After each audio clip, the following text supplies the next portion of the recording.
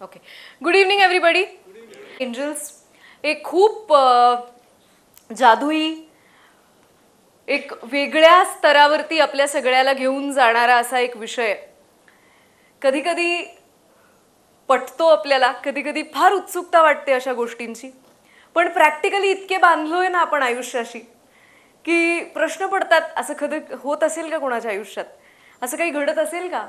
असं खरंच कोणी असतं तर जगात दुःख असतं का? एवढे प्रॉब्लेम्स कोणाला आले असते का? असं झालं असतं का? आणि या सगळ्यातनं आपली गाडी सुटते आणि परत आपण आहे त्या लेफ्ट ब्रेनच्या झोनमध्ये येऊन अडकतो. हे असतं का नसतं? एंजल म्हणून काही असतं का? ह्याच्यापेक्षा ह्याला जर असं आपण एनर्जी फ्रिक्वेन्सी व्हायब्रेशनच्या स्तरावरती समजून घेऊया. जसं सुरुवात सरांनी केली, आपण ज्या वेळेला पॉवर टॅपिंगचे व्हिडिओज ऐकतोय, बघतोय, तुम्ही ज्या ज्या वेळेला सेशन्स ऐकताय, प्रत्येक वेळेला एनर्जी फ्रिक्वेन्सी व्हायब्रेशन या शब्दांचा उल्लेख होतो. या गोष्टींबद्दल आम्ही कायम बोलत असतो. सो तत्वतः प्रत्येक गोष्ट ऊर्जा आहे, प्रत्येक गोष्टीची स्वतःची एक फ्रिक्वेन्सी आहे.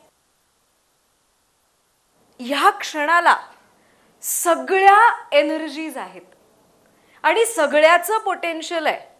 नुसतं एनर्जेटिकली नाही, प्रॅक्टिकली सुद्धा. बघा, आपण सगळेजण एकाच साधारण वातावरणात राहतो की नाही, पुण्यामध्ये राहत असू किंवा काय व्हॉटेवर, पण एकाच वातावरणामध्ये राहत असताना आपल्या सगळ्यांची आयुष्य एकसारखी आहेत का? आपल्या सगळ्यांची मनस्थिती एकसारखी आहे का? आपल्या सगळ्यांचे पैशाचे प्रॉब्लेम्स एकसारखे आहेत का? आपण राहतोय एकाच फील्डमध्ये, ओके, ज्याला आपण फील्ड म्हणतो.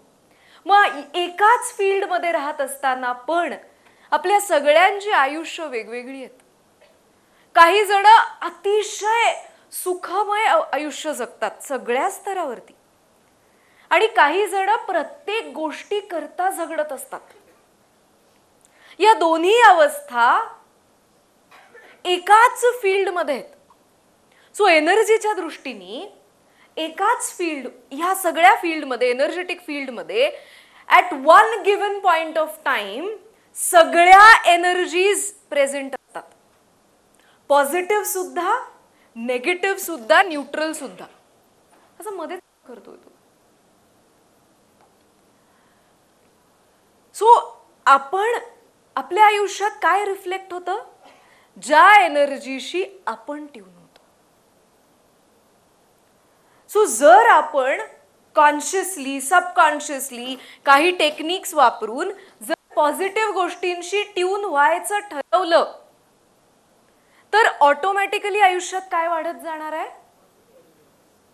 पण आपण बाय डिफॉल्ट ड्रिव्हन आहोत सगळ्या नकारात्मक गोष्टींकडे. भीती वाटायला काही करावं लागतं का? भीती वाटायला काही करावं लागतं का? पण आश्वासनकारक वाटण्यासाठी काय करावं लागतं? की सगळं छान आहे बाबा, I will be taken care of, सगळं स्टेबल होईल, होईल सगळं काहीतरी. ह्याच्याकरता काय करावं लागतं? ह्या फिलिंग करता कोणीतरी एक तर आपल्याला ते सांगावं लागतं. आपल्याला स्वतःला 100 वेळा दाखवावं लागतं. आपल्यासारखे प्रॉब्लेम कोणाच्या तरी आयुष्यात बघितलं की आपल्याला वाटतं, हा चल आपण एकटे नाही आहे, की कोणतरी आहे जे आपल्यासारखंच लढतंय, झगडतंय आयुष्यात. जेव्हा लग्न होत नसतात, सो एखाद्या व्यक्तीचं जर लग्न होत नसेल, त्याच्याबरोबर जोपर्यंत अजून एक कोणीतरी असतो ना ज्याचं होत नाहीये, तोपर्यंत ओके असतं. ऍक्च्युली त्याचं न होण्याने आपलं असं काही इक्वेशन नाही आहे, पण जरासं बळ मिळतं की ठीक आहे, एकटे नाही आहे आपण. करता आपल्याला काही करावं लागत नाही. बाय डिफॉल्ट ब्रेन ओरिएंटेशन तसं आहे. पॉझिटिव्ह होण्याकरता आपल्याला टेक्निक्स शिकाव्या लागतात. स्वतःला त्या अवस्थेत ठेवण्याकरता त्या प्रॅक्टिस कराव्या लागतात. सो तसंच ज्या गोष्टींशी आपण ट्यून्ड होतो. दादा, तू जरा प्रेझेंटेशनची पुढची स्लाइड हे करतोस का? जरा चल पुढे, एक स्लाइड पुढे जा. थोडं लाईट डिम करतो इथले. तुम्हाला दिसतंय का तिथे? हां, तिथे दिसतंय. ओके.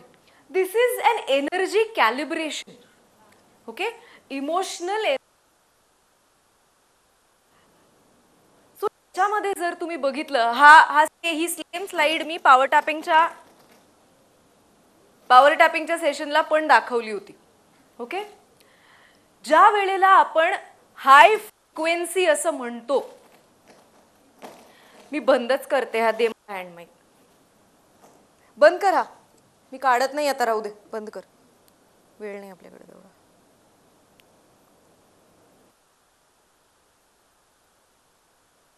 हॅलो हॅलो, ठीक, चल. सो ज्या वेळेला बघा, आपल्याला सगळ्यांना पीस पाहिजे, प्रॉस्पेरिटी पाहिजे, अबंडन्स पाहिजे, स्ट्रेंथ पाहिजे, हॅपीनेस पाहिजे, क्रिएटिव्हिटी पाहिजे, नॉलेज पाहिजे, इन्स्पिरेशन पाहिजे. पण रेझोनन्सनुसार, रेझोनन्स म्हणजे काय की दोन समान फ्रिक्वेन्सीज एकत्र राहतात. आपल्याला जर पीस पाहिजे असेल तर आपण कुठल्या फ्रिक्वेन्सीला असलं पाहिजे, कुठे असलं पाहिजे? पीसची फ्रिक्वेन्सी काय आहे? आणि आपण कुठे असतो नॉर्मली? आपण either shame, guilt, grief, fear, desire, अँगर, प्राईड इथेच अडकलेलो असतो. या दोन फ्रिक्वेन्सीज मॅच होतील का? या दोन फ्रिक्वेन्सीज मॅच होतील का? म्हणून आपल्याला काय पाहिजे आणि प्रत्यक्ष आयुष्यात काय येतं याच्यामध्ये हा ग्रॅव्हिटेटिव्ह डिफरन्स आहे. एंजल्स असू दे किंवा एनर्जी वर्क, आपण जे सगळं करतो याला एनर्जी वर्क म्हणतात. एनर्जी, पुढची स्लाइड का घेतली? हा, टेक्निक्स आपण करतो, लेट इट बी सप्तचक्र, लेट इट बी मनी उपासना, let it be angels, let it be anything, या सगळ्याला एनर्जी वर्क असं म्हणतात. ओके, एनर्जी वर्कचा मेन पर्पज काय आहे की आपली त्या फ्रिक्वेन्सी हायर करणं. आपण अडकलेलो त्या पहिल्या सगळ्या नेगेटिव्ह बँडविड्थ मध्ये, आणि जसे जसे हे नेगेटिव्हिटीज गळून पडतात ऑटोमॅटिकली आपण या पॉझिटिव्ह बँडविड्थ मध्ये यायला लागतो. आणि 200 पासून पुढे ज्या वेळेला आपली एनर्जी बँडविड्थ व्हायला लागते, अशा पॉइंटला आपल्या आयुष्यामध्ये या पॉझिटिव्ह गोष्टी घडायला लागतात.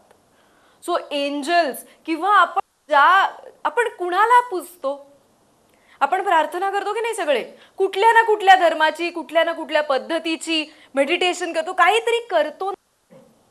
आपण कुठल्या तरी एनर्जीला कनेक्ट करतो. कोणाला आपण पूजतो किंवा कोणाला मानतो? आपण कोणाला मानतो? पण कोण, का मानतो, का श्रद्धा असते?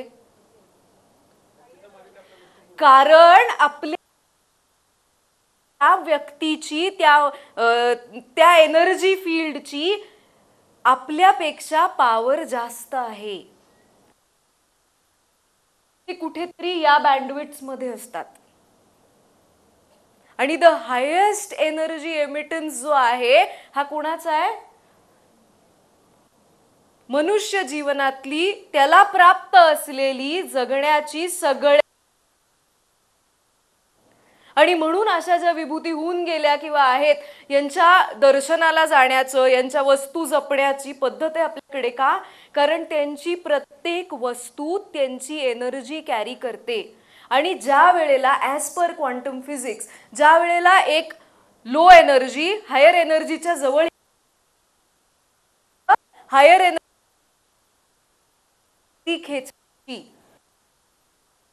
तिला खाली नाही खेचू शकत. की मी खूप भारी आहे, घरी गेल्यावरती डोकं फिरतं माझं, पण कारण घरचे लो फ्रिक्वेन्सीला आहेत आणि मी हायर फ्रिक्वेन्सीला आहे. घरचे जर आपली एनर्जी खाली खेचत असतील तर याचा अर्थ आपण हायर फ्रिक्वेन्सीला, आपल्याला वाटतं की आपण खूप ग्रेट आहे, पण इन रियालिटी आपण तिथेच व्हायब्रेट करत असतो त्यांच्याच कुठल्या तरी आजूबाजूच्या अवस्थेला. म्हणून ते आपली एनर्जी सक करू शकतात.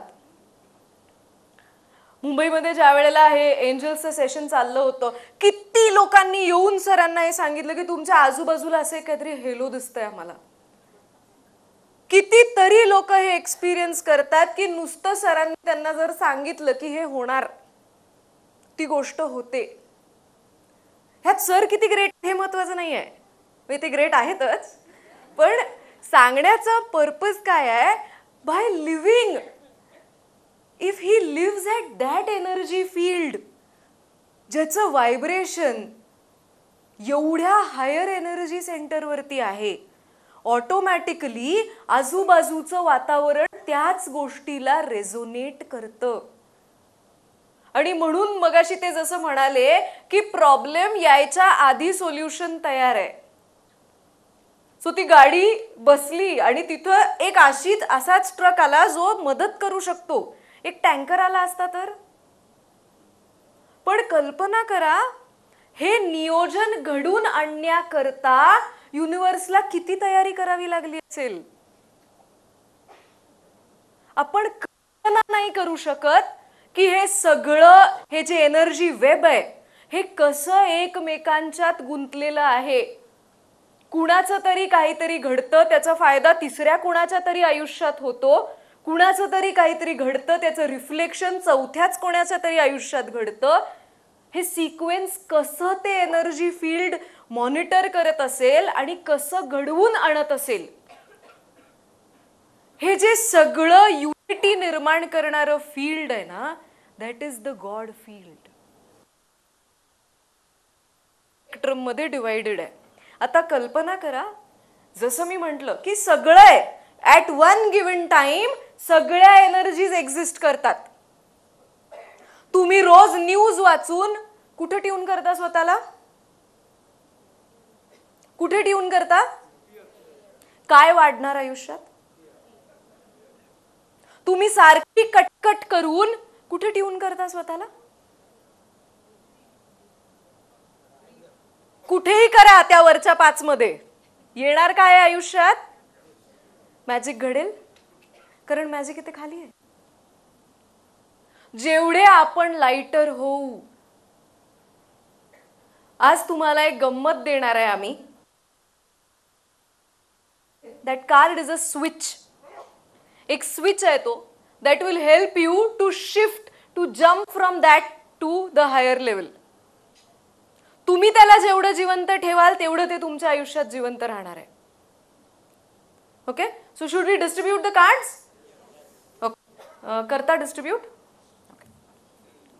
सगळे जागेवरच बसा, तुमच्याकडेच कार्ड येणार आहे आणि हे कार्ड प्रत्येकासाठी त्याचं आहे. माझा नवरा आला नाही म्हणून मला 2 द्या, माझी बायको आली नाही म्हणून 2 द्या, असं काही होणार नाहीये. ज्याला कोणाला एक्स्ट्रा कार्ड पाहिजे, you can pay 500 rupees extra and get it. Okay, हा आशीर्वाद आहे, मागून मिळत लक. जे आहेत त्यांना मिळणार.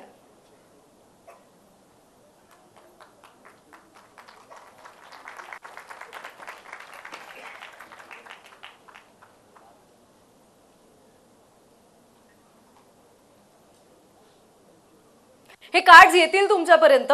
तोपर्यंत एंजल्सची काही उदाहरणं, अशाच गमती सांगते. सर जसं म्हणाले की एंजल्स लहान तुम्हाला बोलायची काय गरज आहे कार्ड्स पास करताना? तुम्ही ऐका माझं, नुसतं घ्या पुढे द्या असं करा. लिसन. जसं मगाशी सर म्हणाले की लहान मुलांशी एंजल्स जास्त इझिली कम्युनिकेट करतात. ओके, कारण पहिली गोष्ट त्यांना कशाची एक्सपेक्टेशन नसते. ओके, आणि they are very innocent with it. आणि राईट ब्रेन हा जास्त ओपन असतो ना. लहान असताना आपली गोष्टीची पुस्तकं कशी होती? आपली अभ्यासाची पुस्तकं होती? मिशा काढायला लागल्या त्यांना, इतके बोरिंग होतं ते. कारण राईट इमॅजिनेशन हे सगळं स्टिम्युलेट करतं. आपण लहान असताना जे सगळं कार्टून मध्ये बघायचो, आता तर AI मधनं इतकं काय काय आपल्याला दाखवलं जातं, हे सगळं राईट ब्रेनच आहे ना. तो सगळ्या राईट ब्रेन मध्ये एवढं मॅजिक आहे, इतकी इझिली ट्यून होतात. कारण एकतर फार काही जड अपेक्षा नसतात, सिंपल गोष्टी असतात. हे मिळावं, हे होऊ दे, आजची परीक्षा चांगली जाऊ दे, टीचर नको दे. आपल्याकडे काही फारसं त्यांच्या ह्याच्यात नसतं. अँड यू विल एक्सपिरियन्स की मिरॅक्युलसली त्यांना हे सगळं मिळतं. थांबा, होऊ दे तिकडे जरा. तुम्ही गेला की असंच होणार ना.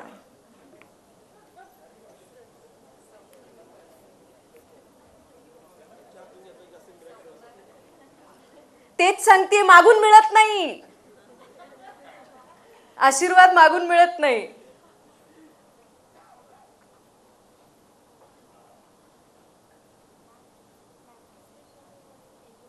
मॅनिफेस्टेशन आणि काहीच नाही, टेक्निक आहे मॅनिफेस्टेशन. पण एंजल ही टेक्निक आहे मॅनिफेस्टेशनची.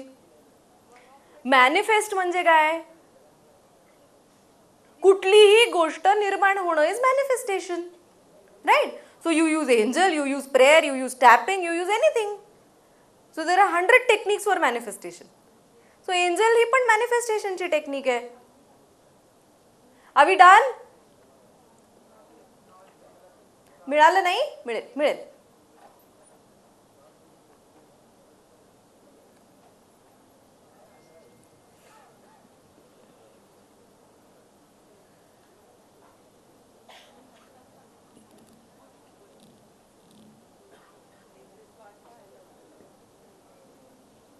लावू दे. कारण असं म्हणतात ना, many are called, few are chosen. Angels किंवा हे सगळे हायर डायमेन्शन्स जे आहेत ना, खूप लोकांपर्यंत जातात, फार कमी लोक त्याला परसिव्ह करू शकतात. So many are called, few are chosen. घेऊन येतोय इथे, मध्ये नाही मिळालंय. कोणाला नाही मिळालं? Just raise your hands honestly. हा,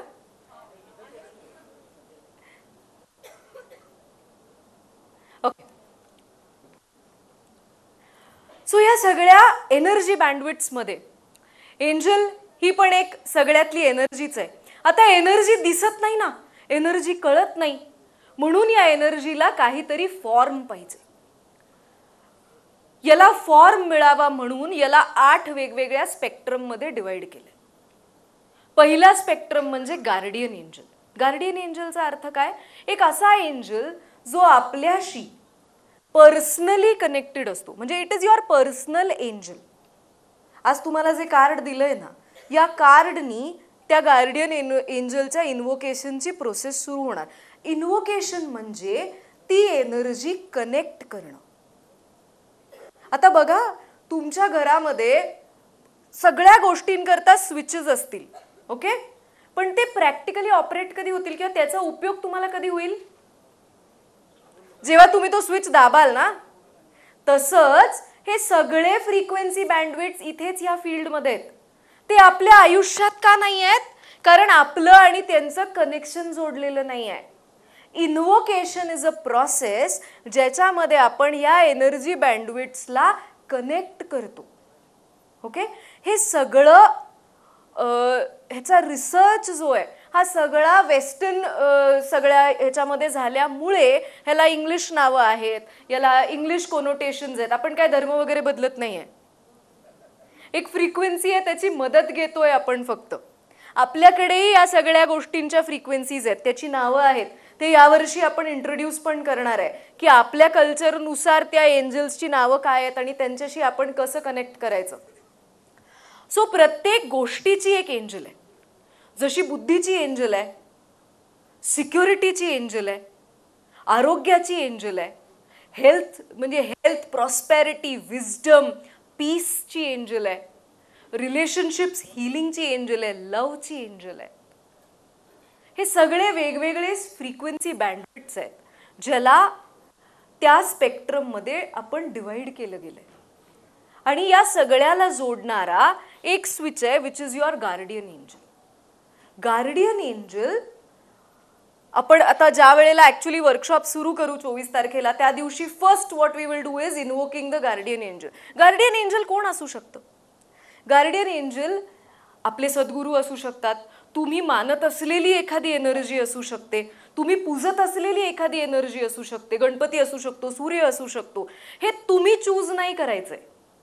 तुम्ही जसं हे कार्ड तुमच्या बरोबर ठेवायला लागाल आणि तुम्हाला एक प्रोसिजर मी सांगणार आहे करायला लागाल, हे चित्र तुम्हाला ऑटोमॅटिकली दिसायला लागतील. आयदर स्वप्नात दिसतील किंवा कुठेतरी असंच पेपर उघडला आणि अचानक तेच समोर दिसलं, सारखं सारखं तेच दिसतंय. हे कुठेतरी आपल्याला, आणि एक नाही, कदाचित काही लोकांना मल्टिपल कनेक्ट करतील. त्या लेवलवरती ना ते सगळे एकच आहेत. आपण आपल्याला कळत नाही म्हणून त्याला देवांच्या ह्याच्यात आमचा गणपती, आमची सरस्वती, आमचे जीसस असं केलेलं आहे. इन रियालिटी फ्रिक्वेन्सी बँडविड्थ एकच आहे. सो मी जर याला घेतलं तर गजानन महाराजांना वाईट वाटेल, ते चिडतील, असं काही होत नाही. देव जर आपल्यावर चिडणार असेल तर अशा देवाला आपण पूजायची गरजच नाही आहे. देव चिडतो ही आपली संकल्पना आहे.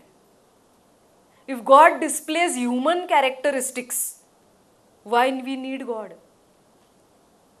सो गॉड एक ॲब्सल्यूट एनर्जी आहे, जी आपल्याला एनर्जी स्वरूपात कळत नाही, म्हणून त्याला वेगवेगळी रूपं दिलेली आहेत. सो हे ऑटोमॅटिकली तुमच्या समोर यायला लागेल. तुम्ही नाही ठरवायचं मला हेच दिसलं पाहिजे, मग मला कृष्णच दिसला पाहिजे, मला असं नाही. मग लेफ्ट ब्रेन आला, राईट ब्रेन बंद झाला, आणि हे सगळं आहे राईट ब्रेनची गंमत. सो या सगळ्या आपला जो वर्कशॉप आहे 7 दिवसाचा, त्याच्यामध्ये आपण हे सगळं शिकणार आहे की ह्या 7 एंजल्स प्लस गार्डियन एंजल ह्याच्याशी कसं कनेक्ट करायचं, इन्वोक करायचं.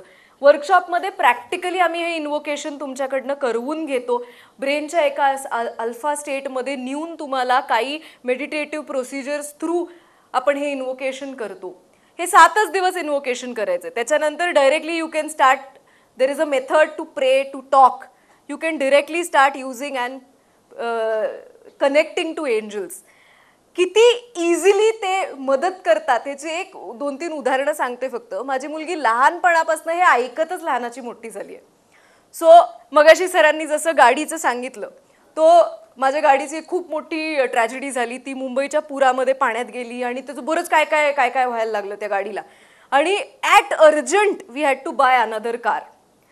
सो सगळं शोधलं आम्ही, कुठून काही सापडे ना, काही नाही. मग एक टोयोटा हाय क्रॉस आम्हाला सापडली. सो ती पण एक्स्ट्रा ऑनिंगवरती देऊन वगैरे अशी ती बाहेरनं मॅनेज झाली. तिला काही केलं ती गाडी आवडायलाच तयार नाही. काय फार मॅटर नव्हतं माझ्यासाठी ते. तिला त्याच्यापेक्षा वरचं मॉडेल हवं होतं, कारण त्याला रिक्लायनर सीट्स होते, म्हणजे मागे पण रिक्लाईन आणि पुढे पण रिक्लाईन. आणि ती रोज आपण ZXO घेऊ, आपण ZXO घेऊ. म्हटलं अरे आपल्या बजेटमध्ये आणि ते सगळं बसत नाही, आणि ती अवेलेबल नाही. तर त्या बिचारीचं एकच असायचं, माझी पिगी बँक घ्या की, मी तुमच्याकडे पैसे नाही आहेत ना, माझी पिगी बँक घ्या तुम्ही, असं ते. आणि मग ती गाडी आली तर सगळी मज्जा त्याची सगळं, पण तरी मम्मा रिक्लायनर सीट्स नाहीत. आणि मग तिला म्हटलं तू एक काम कर, आमच्याकडे एकच उत्तर असतं प्रत्येक गोष्टीला, तू एंजलला सांग, सिम्पल आहे. मग तिने एंजलला सांगितलं, नाही सांगितलं मला माहीत नाही. गंमत अशी झाली, ही गाडी बघून पण तशीच गाडी घेतली, आणि सरांनी घेतली ZXO, आणि त्याला रिक्लायनर सीट्स आहेत, पण सरांना त्याच्यावरचं काहीतरी करायचं होतं. सो त्यांनी ते रिक्लायनर सीट्स काढून त्याच्यापेक्षा भारीतले रिक्लायनर सीट्स टाकले त्यांच्या गाडीला. मग माझ्या डोक्यात आयडिया आली, म्हटलं ह्यांचे रिक्लायनर सीट्स काय करणार आहेत, ते तसे स्क्रॅपमध्येच पडणार ना. मग ते बसवले आमच्या गाडीला. ती एवढी की म्हणजे मी एंजलला सांगितलं, आणि माझी VXOची गाडी ZXO झाली. शी वॉज सो हॅपी. आत्ता आम्ही ताडोबा फिरायला गेलो होतो, आणि मुलांकरता इट इज व्हेरी चॅलेंजिंग, कारण विदाऊट फोन 4-4 तास उन्हामध्ये वाघाची वाट बघत बसायचं. सो एकतर फोन नाही, तुम्ही जास्त आवाज करू शकत नाही, दंगा करू शकत नाही. सो आमची पहिली सफारी एकच आम्हाला वाघीण दिसली, लांब झोपलेली होती कुठेतरी ती. दुसऱ्या ह्याला गेल्यावरती ही ऑलरेडी जराशी कटकटलीच होती, कारण काहीच दिसलं नाही, एक हरिण पण दिसलं नाही, काही दिसलं नाही आम्हाला. सो तिचं मी म्हटलं तू एक काम कर ना, तू एंजलला सांग की वेस्ट करू नको बाबा सफारी, त्यांना काहीतरी मजा येऊ देत. तिला काय विश्वास नव्हता या सगळ्यावरती. ती म्हणली तू सांग की. म्हटलं अगं माझं ऐकत नाही ते कधी कधी. तर मी म्हटलं तू सांग, चिल्ड्रनचं ते ऐकतात जरा. मग तिने असंच गंमत म्हणून सांगितलं, angel don't waste my time, आम्हाला 2 वाघ दाखव. तिला काही होप्स नव्हते, ती असंच टंगळमंगळ करत काहीतरी करत होती.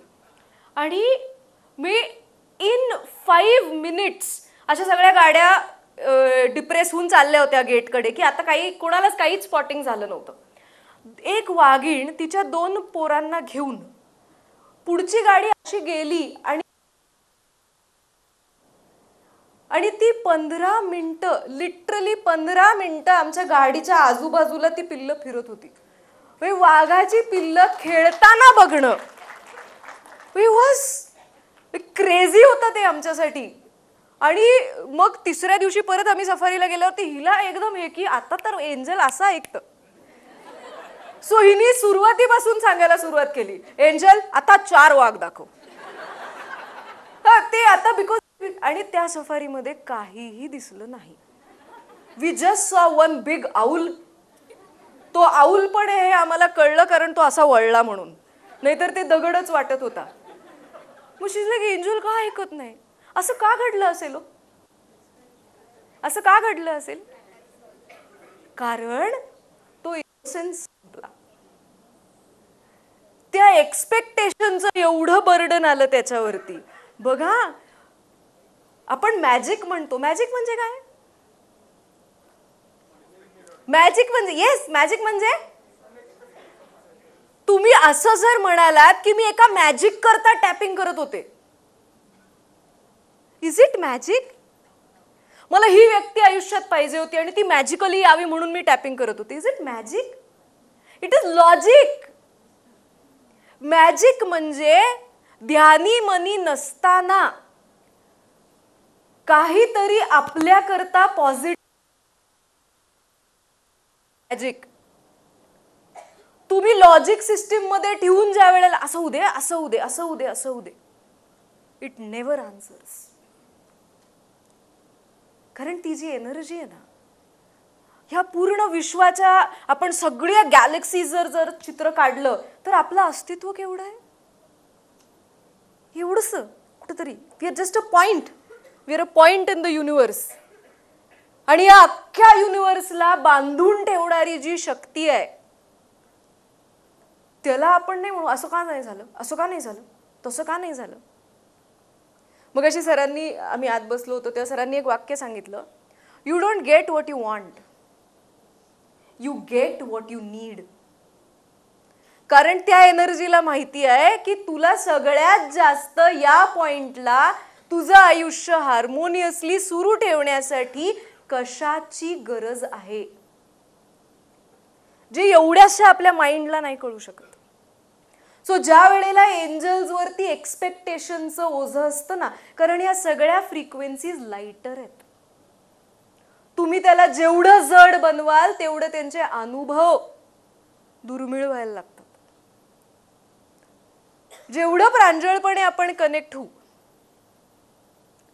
सो हे कार्ड जे पुढे घेतो का स्लाइड, हे एंजलिक स्पेक्ट्रम्स आहेत. घे पुढे अजून. जे आपण वर्कशॉपमध्ये समजून घेणार की प्रत्येक एंजलशी कसं कनेक्ट करायचं, त्याचं प्रत्येकाचा एक कोड आहे, एक नंबर आहे प्रत्येकाचा. सो त्याला कसं यूज करायचं. चल पुढे. This is the card that you have. 5113 हा एक सिंक्रोनस नंबर आहे. सेक्रेट जॉमेट्री मधून न्यूमरोलॉजीच्या ह्याच्यातनं तयार झालेला हा नंबर आहे. 5113. कोणीही याच्यावरती फटका लावायचा नाही. ती मन्या सुन्याची गोष्ट होती. ओके, राईट ब्रेनच्या ह्याचं. So 5113 it is a magical number. या गोष्टी गंमत सांगते. आमचं एक land deal on the closure आहे आणि तो जो व्यक्ती आहे ज्याच्याकडनं आम्हाला पैसे यायचेत, जगातले सगळे प्रॉब्लेम त्या माणसाला आहेत. हा, सगळे प्रॉब्लेम. म्हणजे आमचे पैसे द्यायचे की त्याच्या घरात काहीतरी होतं. गंमत बघा, आता पैसे आलेलेत. परवा त्यांनी मला काय कारण सांगितलं की ते इलेक्शनच्या ह्याच्यात पकडले गेले. अरे म्हटलं तू काय, म्हणजे जे काय आहेस का तू ते, कोण कॅश घेऊन फिरतं आता, आणि का घेऊन फिरशील जेव्हा आम्ही तुला सांगतोय की व्हाईट मध्ये दे. सो माझा नवरा खूप, मी काय चाललंय आपल्याला, एकतर तो येडं बनवतोय किंवा काय चाललंय, कॉन्स्टंट जगातले सगळे प्रॉब्लेम त्यालाच आहेत.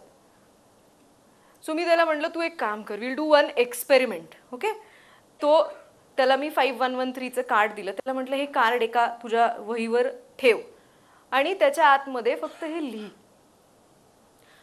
की काय पाहिजे तुला, तर हे डील लवकरात लवकर क्लोज व्हावं आणि विषय संपावा. सो आणि त्यांनी काहीतरी त्याच्याबरोबर लिहिले असतील गोष्टी, मला माहित नाही. आणि म्हटलं हे म्हण की I choose to connect to angels आणि 5113 कार्ड ठेव वहीत आणि त्याच्या मागे तुला काय पाहिजे ते लिही. आणि काल सकाळी त्या माणसाचा फोन आला. फोन आल्यावरती पहिलं म्हणजे वी बोथ वर लाईक की आज नवीन कार्ड आहे. आणि फॉर द फर्स्ट टाइम त्यांनी सांगितले की एवढी रक्कम RTGS केलेली आहे, जरा झाली की सांगता का. म्हणजे वी वर जस्ट की आपण खरंच ऐकतोय का. अजून सगळे आलेले नाहीयेत, बट जो व्यक्ती गेले 8 महिने रोज त्याला एक कारण आहे, every day he has some reason. आणि आम्ही रोज त्याला फोन पण याच ह्यानी करतो की आता आज कारण ऐकायचंय आपण, की नथिंग एल्स हॅपनिंग. आणि हे खरं नाही ना वाटत, कसं असं काहीतरी घडू शकतं.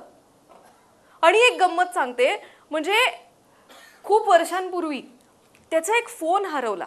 आम्ही राहतो चिंचवडला, सो तो क्लिनिकमधनं निघताना त्यांनी फोन खिशात असा ठेवला असेल, तो कदाचित स्लाइड झाला आणि तो खाली पडला. आणि मग हो नवऱ्याचाच की, त्याचाच सांगते. कोणाचा पैसा नाही त्याचा नाही, माझ्या नवऱ्याचा. तर त्याचा फोन हरवला आणि मग फोन हरवला, सगळा दंगा. आणि मग एंजल तू सांग. मी रोज सांगते, तो एंजल काय ऐकायला तयार नाही. आठवडा झाला, 2 आठवडे झाले, काय एंजल ऐकायलाच तयार नाही. 3 आठवड्यानंतर एक नंबरवरनं माझ्या नंबरवर कॉल आला आणि त्या व्यक्तीने सांगितलं तुमचा असा रेड कलरचा नोकियाचा फोन हरवलाय का. म्हटलं हो. तर मला म्हणे मी अंधेरीतनं बोलतोय, हा फोन माझ्या मुलाच्या बॅगमध्ये सापडला मला. तर म्हटलं तुमच्याकडे हा फोन कसा आला.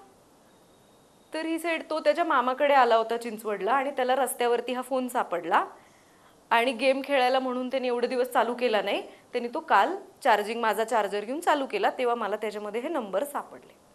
आता इन्सिडेंटली आपल्या इथेच येणारी एक व्यक्ती तिथे त्याच्या इथेच राहत होती, तिथून तो फोन मिळाला. कसं, आणि इट इज माइंड ब्लोईंग, कसं युनिव्हर्स असं सिंक्रोनसली सगळं आणतं. मागच्या सेशनला आत्ता नेहा म्हणून एक मुलगी येते आपल्याकडे आणि तिचं कधीपासनं ऑनसाईट जाण्याकरता तिला कंपनी 2 वर्ष झाले हुलकावण्या देते की आज पाठवतो, उद्या पाठवतो. आधी इटली झालं, मग इटली नाही, मग दुबई झालं, मग दुबई नाही, चल अबुधाबीला पाठवतो. इतकं अख्खी मनी उपासना ती बिचारी अशी दीदी काय होत नाही, काहीच होत नाही. आणि मागच्या आत्ता ती दिवाळी करता आली होती, तिला अबुधाबीला पोस्टिंग मिळालं, सगळं झालं त्या मनी उपासनामधनं, ते ऑल दॅट थिंग मॅनिफेस्टेड. ती परवा येऊन मला म्हणली की मला तिथे गेल्यावरती माझ्या HODनी सांगितलं की फक्त तुला इथं आणण्याकरता या ऑफिसमधली सगळी लोक इतकी भांडत होती आणि तुझ्याकरता एक अशी पोझिशन आम्ही क्रिएट केली जी ऍक्च्युली आपल्या हायरार्कीमध्ये एक्झिस्टच करत नाही. So when you project a desire in the universe, तुम्हाला माहित नाही की युनिव्हर्स त्याच्यावरती किती काम करतंय आणि काय त्याच वेळेला आपण अशा सगळ्या गोष्टींसाठी ट्राय करतो आणि ते असं युनिव्हर्स फिरवून बिचाऱ्याने इथपर्यंत आणलेलं असतं की लगेच 113 is a switch code.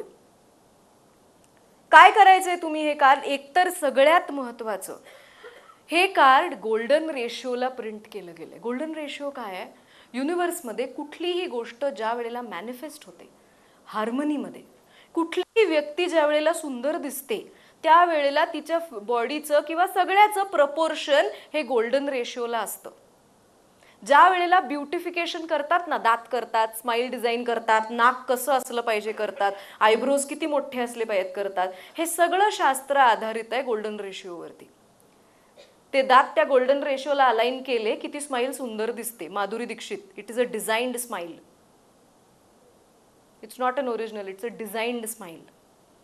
So युनिव्हर्समध्ये कुठलीही गोष्ट, अगदी सूर्यफुलांच्या आतलं जे ते गोल गोल गोल गोल आहेत, त्याच्या पाकळ्या आहेत, बोन्स आहेत, हे सगळं दिस all comes to golden ratio. आणि ज्या वेळेला हा रेशिओ हलतो त्यावेळेला काहीतरी डिसहार्मोनियस युनिव्हर्समध्ये क्रिएट होतं.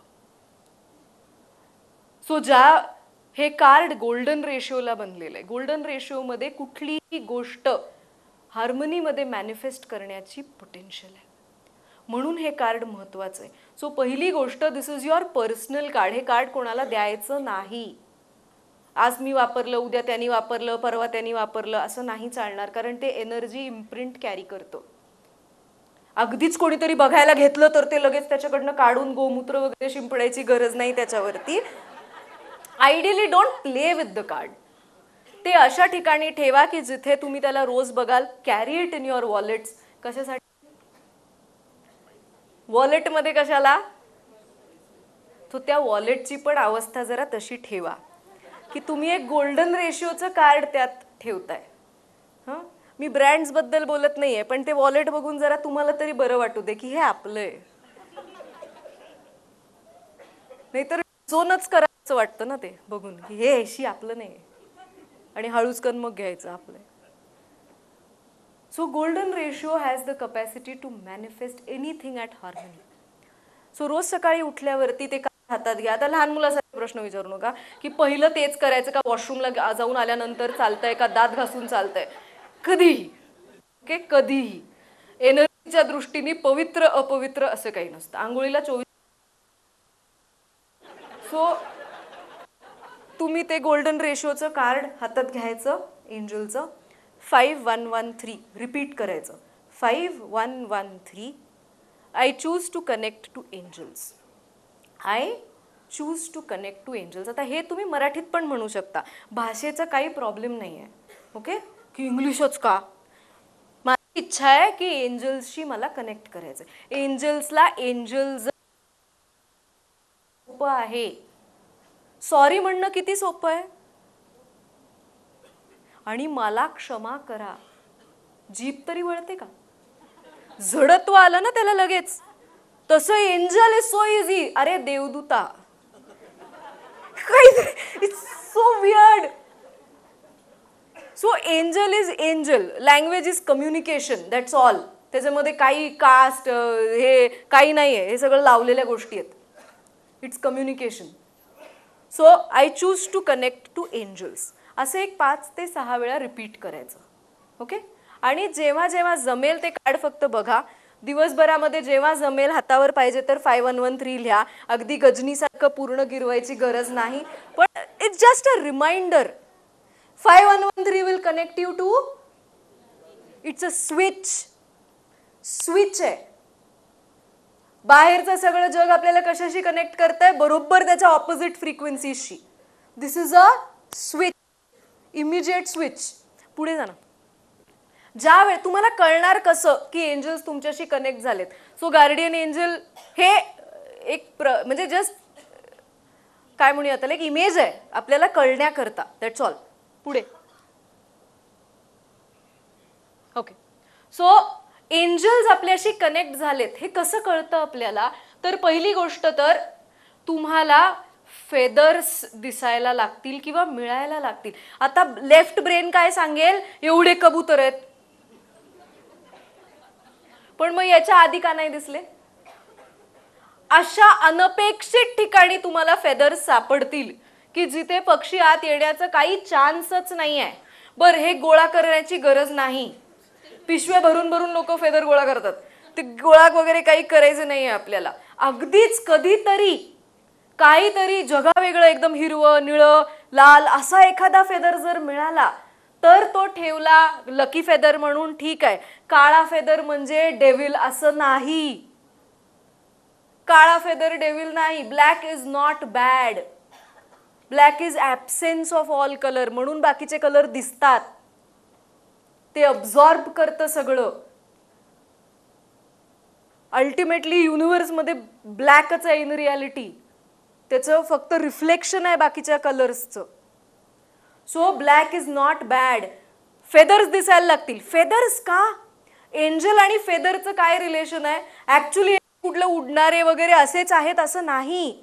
पण ज्या ज्या वेळेला लोकांना दृष्टांत झाला या अशा स्तराचा, तुम्ही जर बघितलं तर कोकणामध्ये वगैरे जुनी जी मंदिरं आहेत ना, तिथे बाहेर असे यक्ष किंवा यांची चित्र आहेत पंख असलेल्या व्यक्तींची.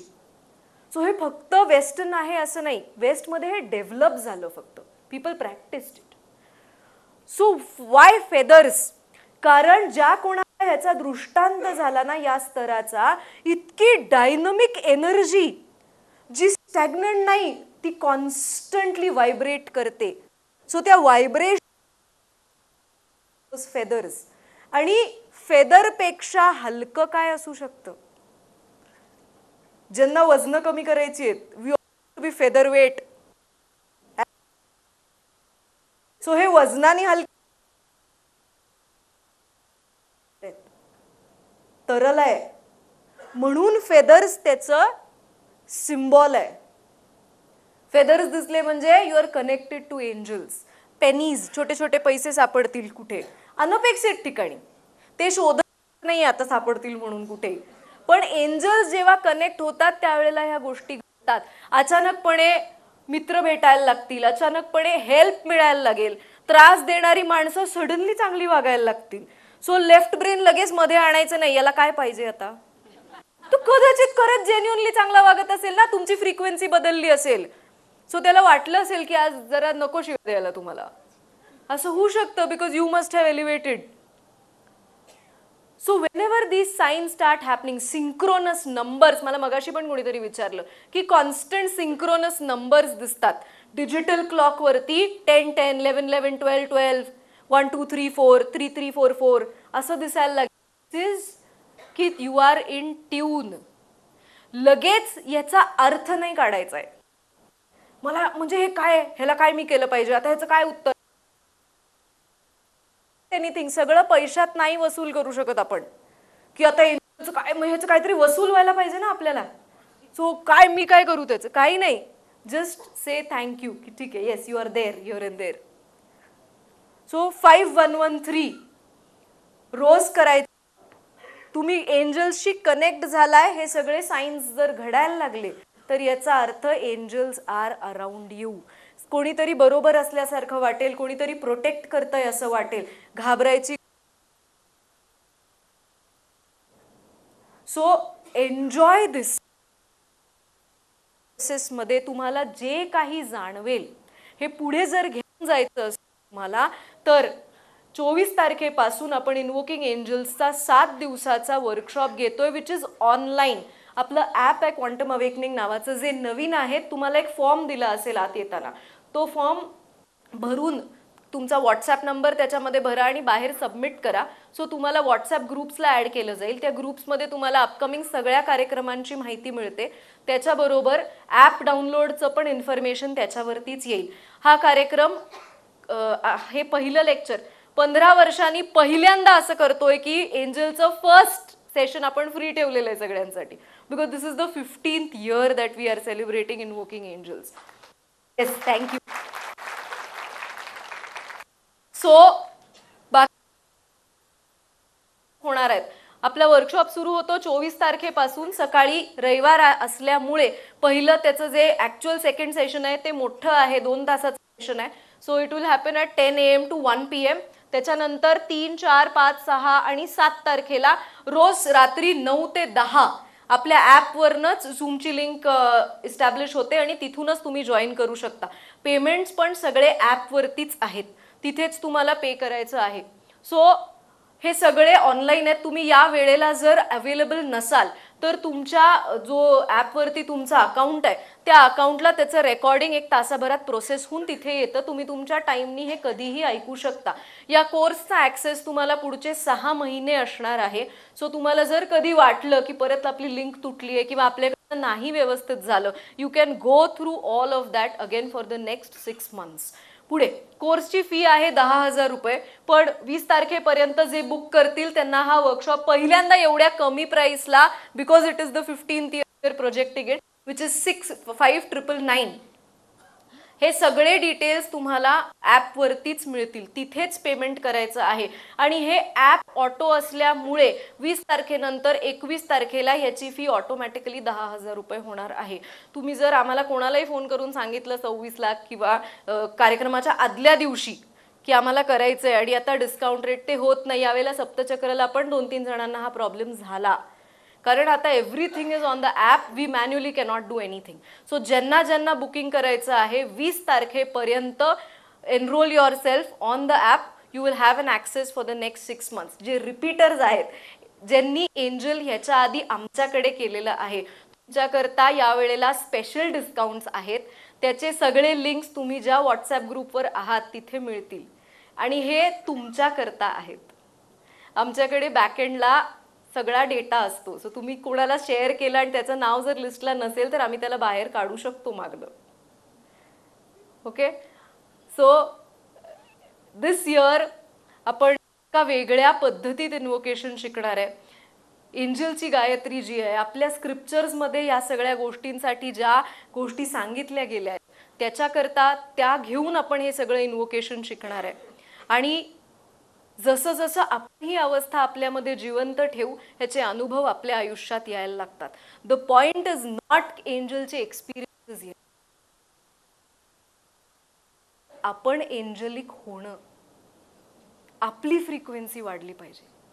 मटेरियलिस्टिक गोष्टी येणार जाणार आहेत, ते घर होईपर्यंत ते इतकं महत्वाचं आणि इतकं मोठं असतं आणि ते झाल्यावरती मग त्याचं इंटिरियर तेवढं महत्वाचं. अशा किती गोष्टी. आपली अवस्था कधी वाढणार? When will we rise in consciousness? So या सगळ्या प्रोसेसमध्ये एंजलचे अनुभव तर येतातच, कारण तो स्पेक्ट्रमच तसा आहे.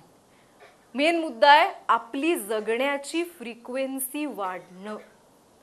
So till you book your self all for the workshop on 24th, experience the magic of 5113.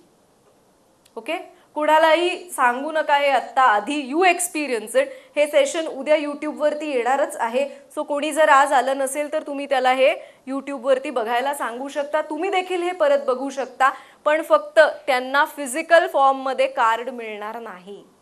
जे ऑनलाईन ऐकणार आहे तुम्हाला फिजिकल फॉर्म मिळणार नाही. ओके, सो जे लाईक आय सेड, एंजल्स अशी गोष्ट आहे तुम्ही ठरवून तुम्ही. सो तुमची जर वेळ आली असेल तर आपण सगळे 24 तारखेला डेफिनेटली भेटूया. एंजल्स नंतर डिसेंबरमध्ये एक फार महत्त्वाच्या वर्कशॉपचं लॉन्च होणार आहे, विच इज मनी उपासना. लोक या कार्यक्रमाची वाट बघतात. 6 महिन्याचा प्रोग्राम असतो. सो डिसेंबरला मिलिंद 7 मुंबईला आहे, 15 आहे ना, हां, 15 डिसेंबरला याच हॉलमध्ये लॉन्च ऑफ मनी उपासना होणार आहे, where we will tell you key takeaways from the entire process of money उपासना. सो प्रॅक्टिकली मनी उपासना सुरू होईपर्यंत तुम्ही प्रॅक्टिकली इन्स्टंट काय गोष्टी मॅनिफेस्ट करू शकता पैशाच्या लेवलला 15 तारखेच्या सेशनमध्ये होईल. It is open for all. 6 monthsचा हा प्रोग्राम असतो आणि लाईफ ट्रान्सफॉर्मेटिव्ह जर्नीज आहेत सगळ्यांच्या. आता पुढच्या आठवड्यापासून सगळ्यांच्या स्टोरीज यूट्यूब फेसबुकवरती यायला सुरुवात होतील. खरोखर ऐकण्यासारख्या आहेत. आपल्यासारखीच माणसं जी आयुष्याशी झगडत आहेत प्रत्येक स्तरावरती. How just miraculously life transforms. So त्याच्या आधी या मॅजिकल जर्नीला भेटूया 24 तारखेला. ॲपवरती ऑनलाईनच आहेत ना सगळे, आता ऑफलाईन नाही होणार. एंजल्सचे सगळे lectures. So see you all 15 तारखेला, आणि जे एंजल्सला येतील आपण 24 तारखेला ॲपवरती भेटूया. Thank you and enjoy the magic of 5113. जे नवीन आहेत बाहेर नंबर सबमिट करून जा. थँक्यू.